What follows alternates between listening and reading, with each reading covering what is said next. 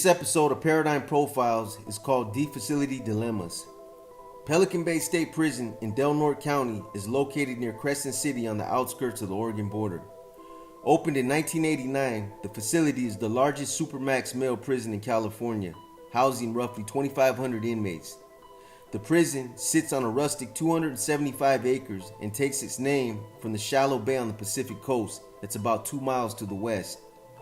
By design, it was built in a detached section of Crescent City, several miles north of the main urban area just south of California's northernmost border.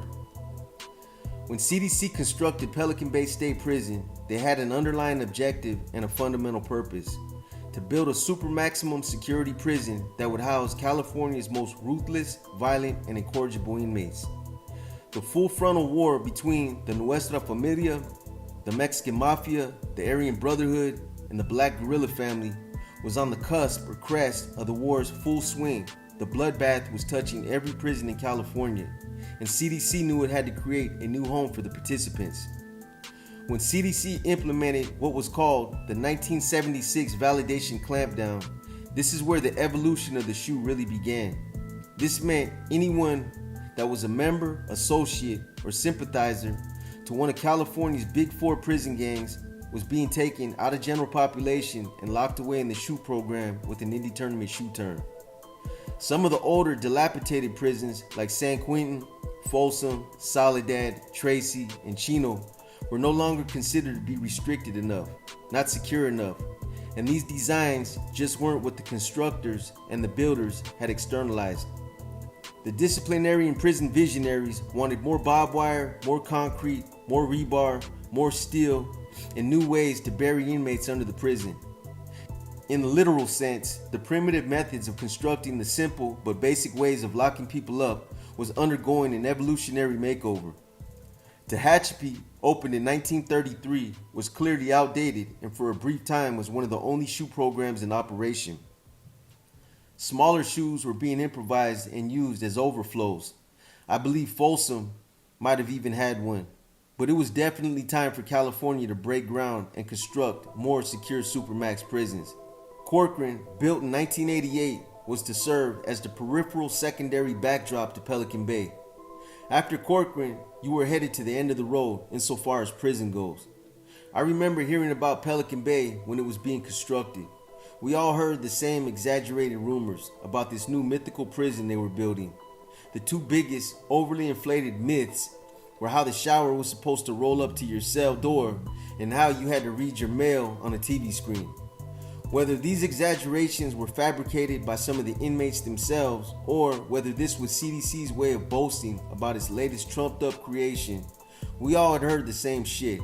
Once the finishing touches were put on this multi-million-dollar investment, and following the champagne bottle breaking ceremony that was undoubtedly completed by the community of Crescent City, it was introduced and presented as California's most securest supermax prison, a prison that would confine the state's worst and most violent convicts, and they pitched it as the end of the line.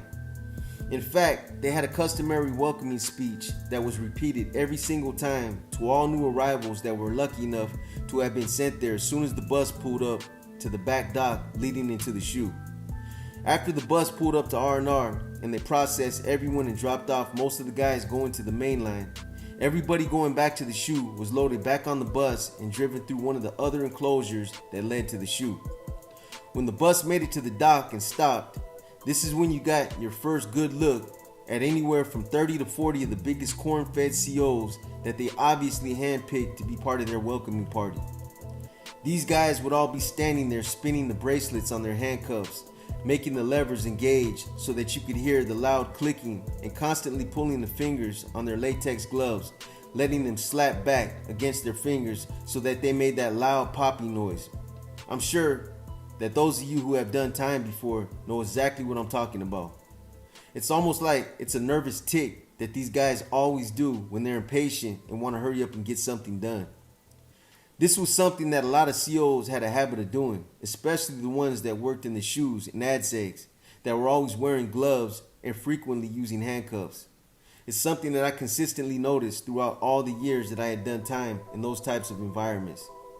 Anyways, All of us that were going to the shoe would still be sitting in our seats waiting for them to pull us off the bus.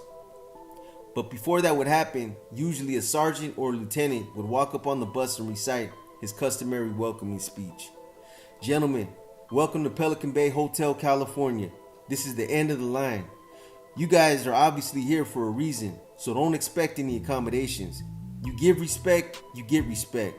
We give customary elevator rides for those of you who don't understand this.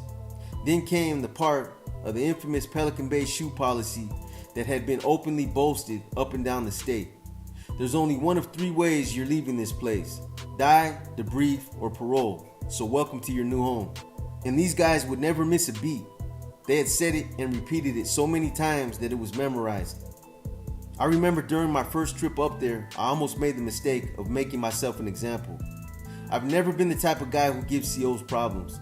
I don't fuck with them, I don't disrespect them, and I had a clear understanding of where I was at and whose house it was.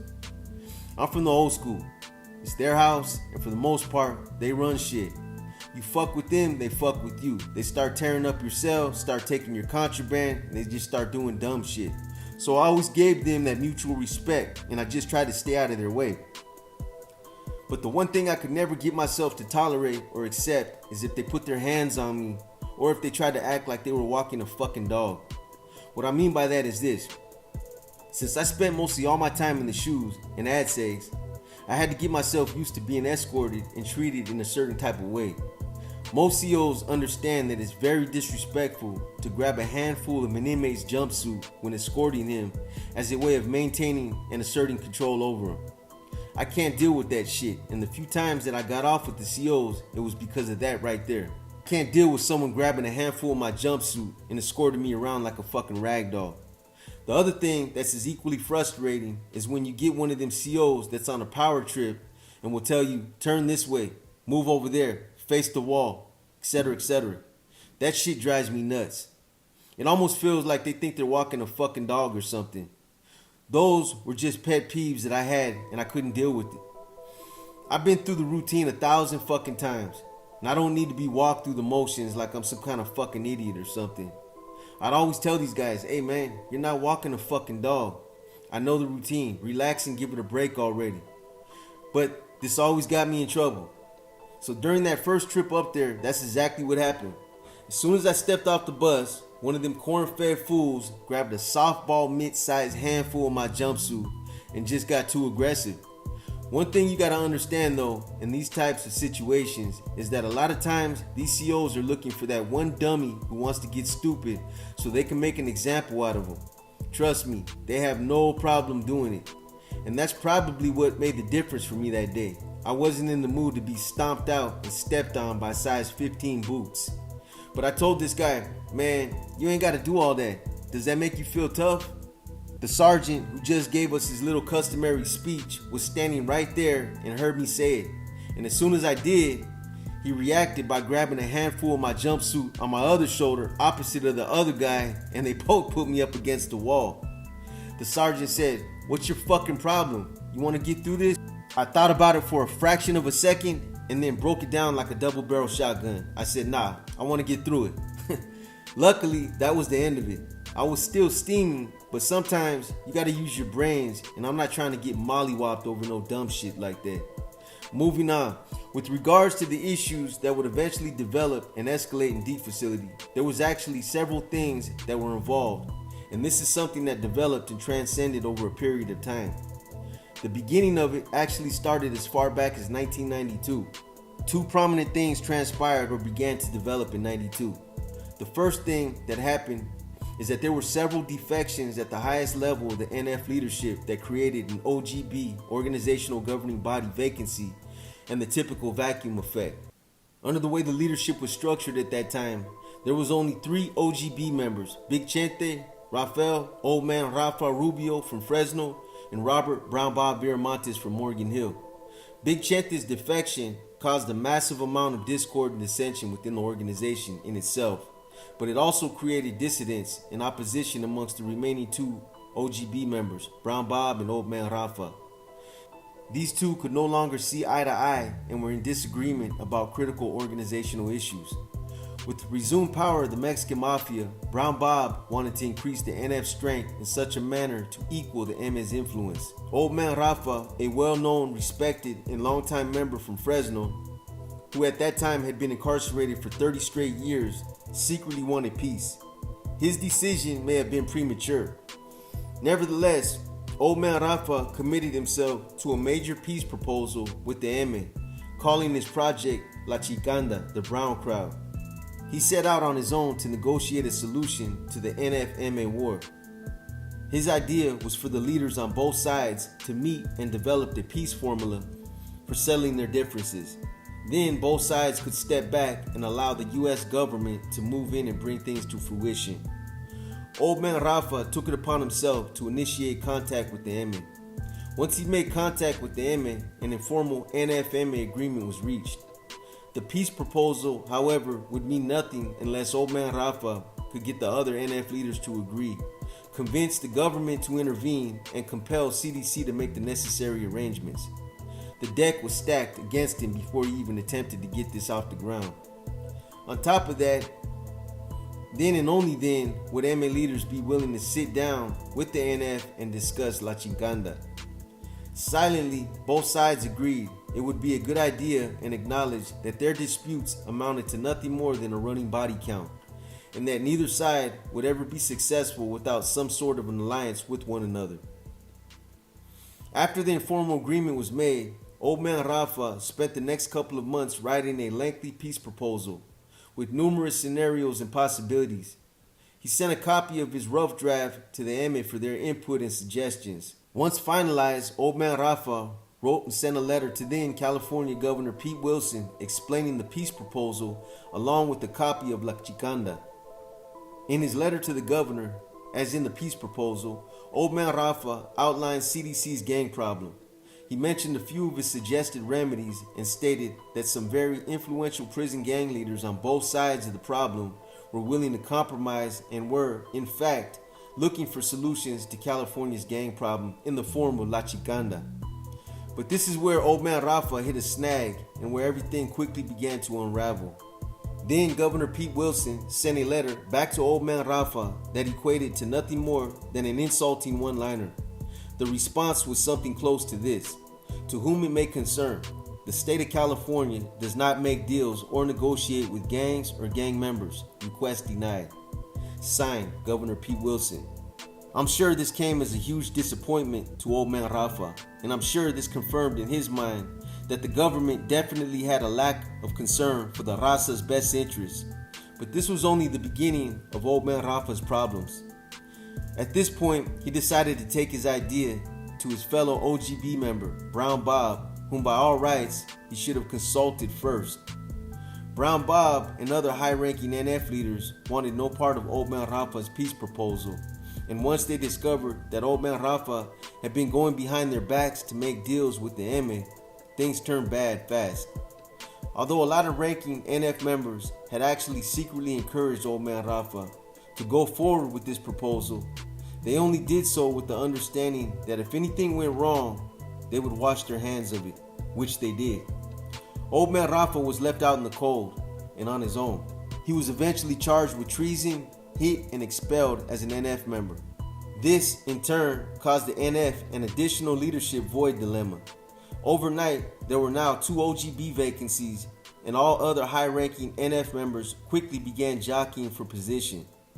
After Old Man Rafa was expelled from the fold, exactly what authority Brown Bob's cellmate Arthur Big Smiley Ramirez from Salinas and other Cat 3s sought to have became the subject of much discussion.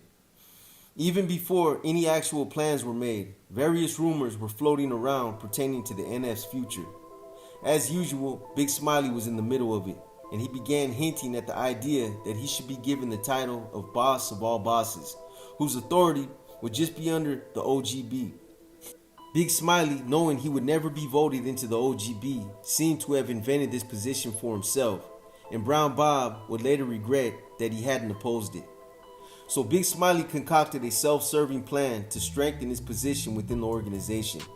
He seemed to think that D facility lacked the type of robust leadership that only a handful of C's like himself were able to govern. But this, of course, was just a stratagem that he himself came up with. At the time, there was actually several C's housed in D facility that were more than capable of leading the charge. And under the old leadership structure, some of these brothers were even part of the OGB, organizational governing body. However, Big Smiley failed to acknowledge this and didn't credit a lot of the other C's with the same type of reverence and admiration that he credited himself with. Typical characteristics of a true narcissist. Big Smiley's belief in Big Smiley was unwavering. It was the strength that underlay his impact and the weakness that undercut most of his own victories. It was at this time that Big Smiley was described as both the most selfless and self-serving of familianos. At times, both adjectives were well deserved. Both were widely circulated in the course of his struggle for the NF's overall leadership position in D facility. Going to D facility was apparently his own idea. On the face of it, there was little reason for him to go over there. Nowhere were NF members a larger portion of the SHU population, and nowhere was there more NF confusion. Even Big Smiley knew this. In D facility, only favored familianos held leadership positions, and as a rule, authority itself. Big Smiley, however, felt he could quickly seize an opening to be an instant leader of the unorganized. It was exactly their seemingly hopelessness that attracted Big Smiley. He had a predilection for redeeming lost causes. They provided him with a challenge suitable to his sense of himself, and an opportunity to exercise his influence with no more authorization than that generated by the persuasiveness of his own presence. Big Smiley always sought out such situations in the belief that he was all that was needed to turn the tide, and he was always nagged by the sense he got too little credit when he did. D facility would end up epitomizing those feelings. When he finally did land in D facility, he began his involvement there looking up the names he had stored in his head or scribbled on rosters he had hidden in his paperwork. He knew some of D facility's leadership figures through his days when he was Brown Bob's cellie and had no qualms about introducing himself to others. After getting settled in, Big Smiley contacted Pablo Pantera Peña from San Jose, who continued to hold the NF's overall security position for D facility. Pantera had never met Big Smiley before. Big Smiley didn't say who told him to contact him, nor did he advise him if he was even authorized. He only said that he knew what Pantera had been trying to do to his reputation and that he wasn't going to allow Pantera or anyone else to get in his way. This conflict was fast moving and escalated rapidly.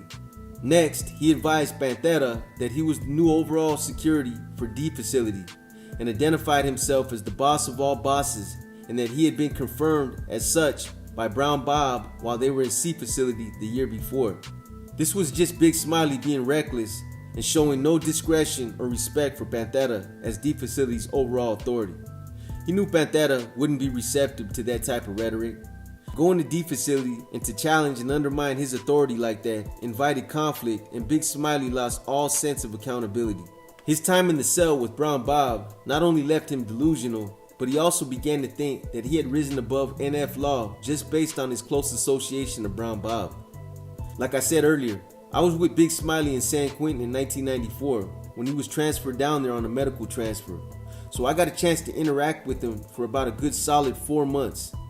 And I'll say this much, he definitely had real aspirations to breathe new life back into the Nuestra Familia, to reinvigorate and revitalize everything from the leadership structure to the organization's long and short-term goals, all the way down to revamping and redefining the old constitution. We spoke about these things in detail, and he was very open about his objectives. But even before I spoke to him, I remember hearing about all this because he started floating his ideas as far back as 1993. In his mind, the organization needed a new makeover, a complete overhaul that was in line with the current times and how the world around the NF was evolving. I honestly believe that he had good intentions, and that his intentions were even positive, but the aspirations he set for himself marred and defiled his overall agenda. The more he was allowed to vocalize and proposition his plans, the clearer it became that he was becoming a self-absorbed radical tyrant. And other highly placed and highly respected C's that were part of the leadership at that time began to take notice. One in particular that had his ear to the ground and was listening to some of the rhetoric that Big Smiley was propagating was Pantera. Pantera would later emerge as one of Big Smiley's biggest adversaries, and he would also become one of the main figures in the D facility dilemmas. But when Big Smiley first made contact with Pantera and attempted to hijack Pantera's position, Pantera wasn't impressed, nor was he going to relinquish his position without OGB notification. He did, however, provide Big Smiley with an assessment of D Facility's situation. Without Big Smiley, D Facility would have been able to correct his problems. However, virtually all those who participated in creating additional problems D Facility was about to experience were older NF and NR members inspired and aroused by Big Smiley. With Pantera's reluctance to relinquish his authority, Big Smiley immediately began recruiting more manpower. Pantera quickly protested. Per NF procedures, he filed a complaint to the Regimental Security Department, RSD, who at that time was none other than Gerald Cuete Rubalcaba, aka Cinco Nueve, from Tulare County, a well-known, respected, and feared high-ranking Cat 3 member, about Big Smiley's unauthorized attempt to take over the high command of D Facility. Big Smiley then began claiming he was Dos Pilas, and equal to Cinco Nueve. Pantera couldn't believe his ears and advised Big Smiley to slow down.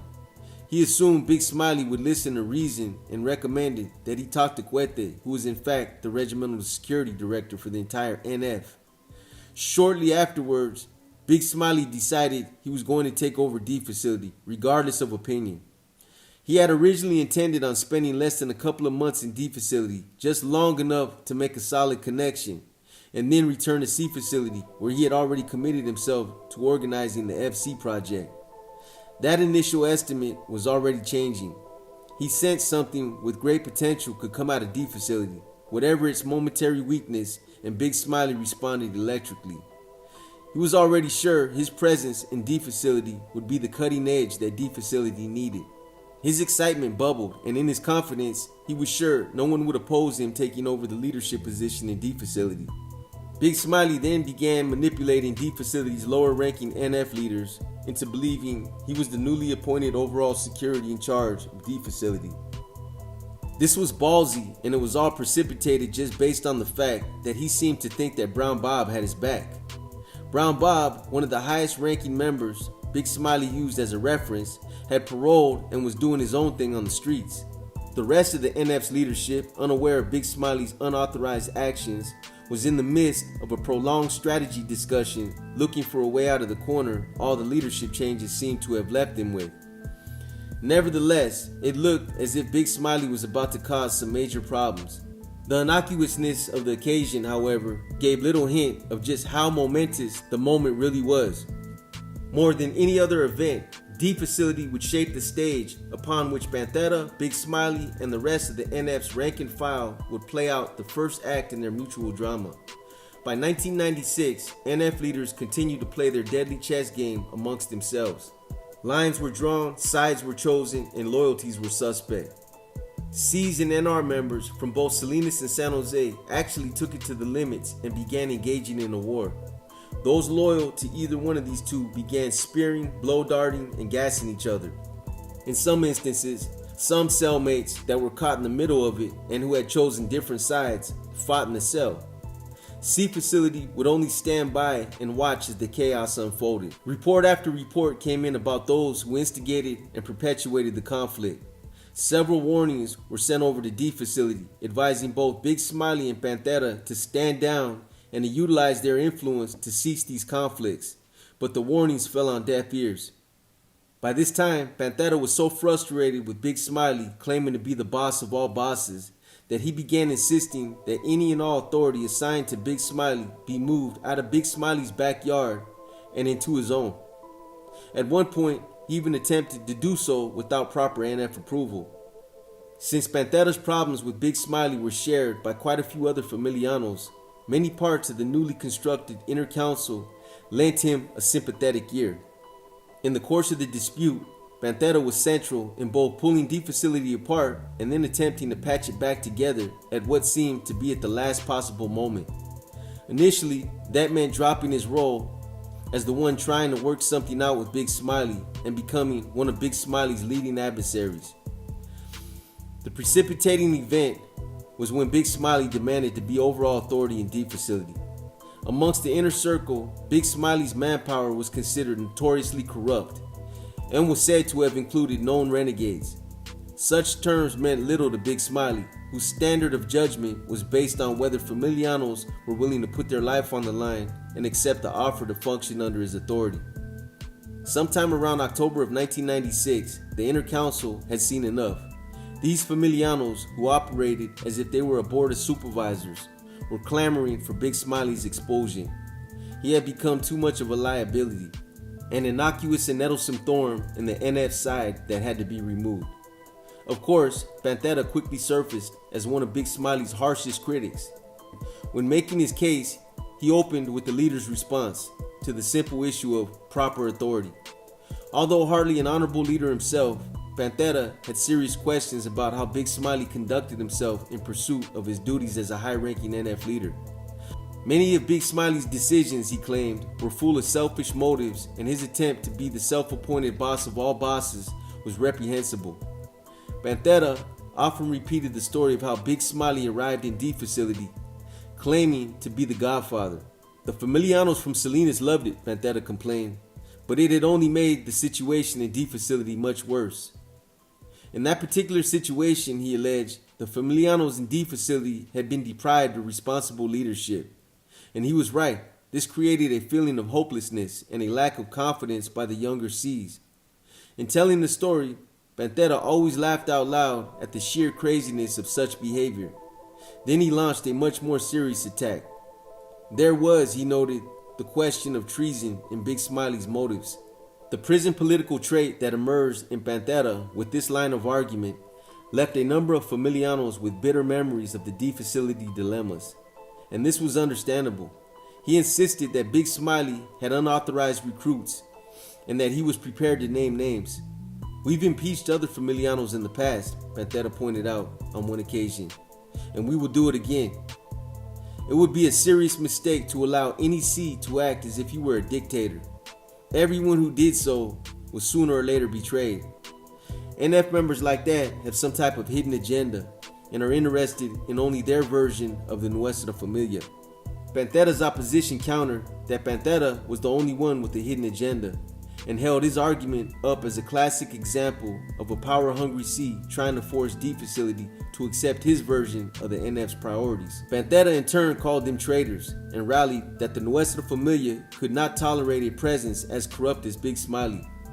The internal war was now heating up. C's, NR members, and Norteños from both Salinas and San Jose were picking sides and readying themselves for an internal war. Within a few months, the beginning of the rift amongst NF leadership finally surfaced in Pelican Bay. Provoked by Big Smiley's maneuverings with Pantera, Pantera was now claiming that Big Smiley had been telling all kinds of lies and trying to sabotage his standing with the rest of the mob. As Pantera explained it, it wasn't just what Big Smiley was doing to him that mattered. The point was that such behavior was overwhelming evidence of Big Smiley's irresponsibility and radicalism. Compelled by that conclusion, Pantera finally ceased all communication with Big Smiley, explaining that it was a personal decision, but made no attempt to stop other members from communicating with him. He had, however, expected some of the older C's to follow his lead. That expectation was communicated in a rapid-fire series of letters. I was there in Pelican Bay when these letters or mandates began circulating in both D and C facility. Cohete at that time was one of the highest ranking seated captains, and he was still the official RSD. He was also a good friend of Pantera's and felt like he was in an awkward position when he received Pantera's letter. In the letter, Pantera asked Cohete point blank to withdraw any support he may have had for Big Smiley. With the rift threatening to metastasize and create an even bigger internal rift, Cohete was forced to make some critical decisions. His subsequent dilemma was immense. His devotion to his old homeboy Pantera was still largely intact. Despite the confusion provoked by what was happening in D facility, there was not one to whom Cohete felt more attached or obliged. Cohete had confidence and faith in Pantera. He knew what kind of C he was, and his devotion to the mob was real. This is partly why Pantera was appointed as the overall authority for D facility. On the other hand, the position of RSD was by then the most important thing in his life, transcending any personal considerations. Cuete was committed to being unbiased about D-facility dilemmas ever since the OGB announcement that he would be leading the investigation. Nevertheless, Cuete felt like whatever choice he made after that would echo of betrayal, since several NF members would remember subsequent conversations with Cuete in which he referred to being under a tremendous amount of pressure from Pantera. Certainly, Cuete would have been told that the final decision was his alone and that he should do what he thought was right, despite what Pantera did himself. Pantera's hope was that he could count on Cuete's backing now if he needed it. The theme of being someone close to him being victimized must have released a heavy load of Cuete's guilt. It did not, however, lead him to agree. Saying he wouldn't play favorites with Pantera was hard, but Cuete felt his dedication belonged to the mob despite what was going on between Pantera and Big Smiley. He thought both Big Smiley and Pantera were wrong, and he told them so.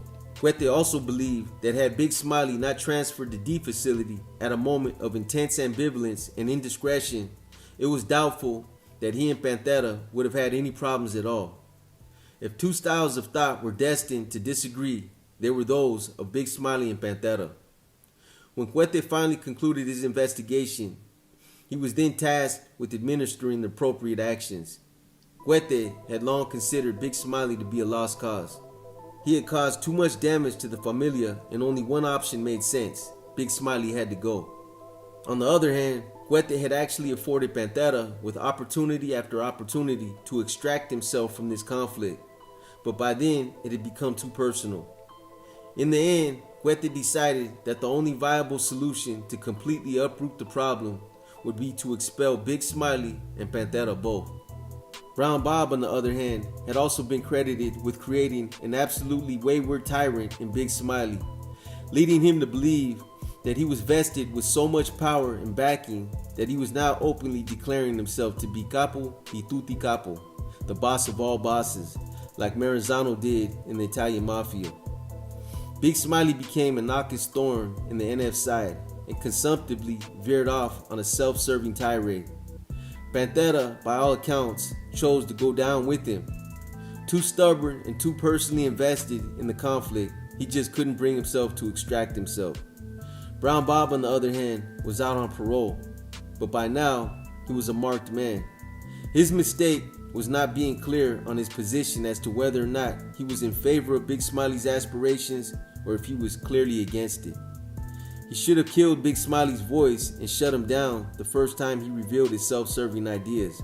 But because he didn't, and because he provided no clarity on it, other NF leadership assumed he was in cahoots with Big Smiley and charged them both with treason.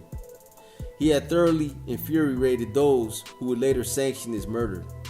As soon as he was green-lighted, his days were literally numbered. It was just a matter of opportunity and putting all the right players in place. In the end, an unsuccessful attempt was made on Big Smiley's life while he was still there in Pelican Bay shoe. Another C tried to move on him in the cell, but things didn't exactly go as he had planned. From then on, both Big Smiley and Pantera were excommunicated and banished from the O. Brown Bob would end up paying for his indiscretions with his life. In 1999, while he was living in Campbell, California, an NF hit squad comprised of 4 would-be assassins visited him at his Campbell home and executed him in his driveway, closing the final chapter of the D facility dilemmas. I hope you guys have enjoyed this episode of Paradigm Profiles. I'm working on the next Q&A right now, so if any of you have any more questions, get them in now. As always, we appreciate your support and for just continuing to help us grow. Thanks to you guys, the viewers, it looks like we just might reach our milestone. It's going to be close. I'm sure we'll drop more content and a few more lives before the holidays kick in. But we still want to wish all of you a Merry Christmas and a prosperous Happy New Year.